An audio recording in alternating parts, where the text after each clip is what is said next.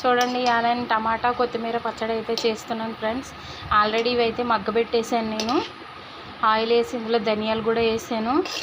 ఇప్పుడు చూడండి అలాగే రోట్లో అయితే చేస్తాను నేను పచ్చడి.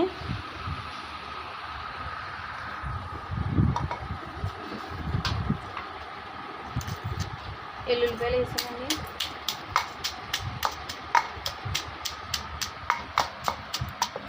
ఎల్లుల్లిపాయలు బాగా దంచుకున్నాక కొంచెం జీలకర్ర,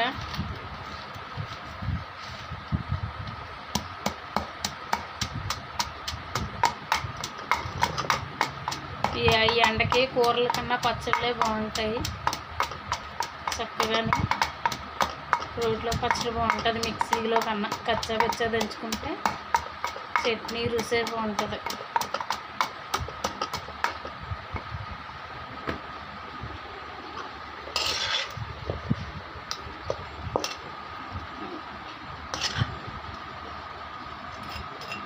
ఒకేసారి పట్టవు కాబట్టి కొద్దిగా వేసుకుంటా తినచ్చు.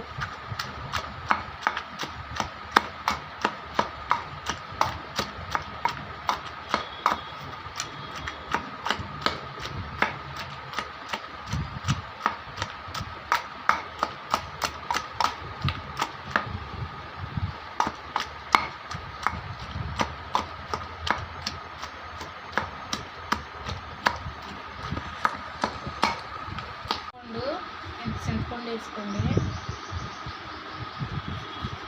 సాల్ట్ ఏమో రుచికి సరిపడిగా వేసుకోండి. కొద్దిగా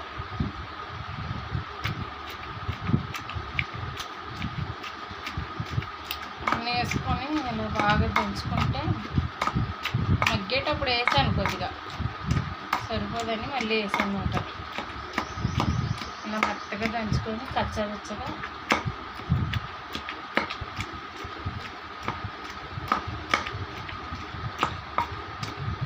మొత్తం మీద అయితే పచ్చడి అయితే రుబ్బేసాను. తాలింపు కూడా పెట్టేశాను. టమాటా కొత్తిమీర పచ్చడి అంటే వేరే లెవెల్లో ఉంటుంది అసలు. అందులో రోటి పచ్చడి చాలా బాగుంటుంది. మీరు కూడా తప్పకుండా ట్రై చేయండి.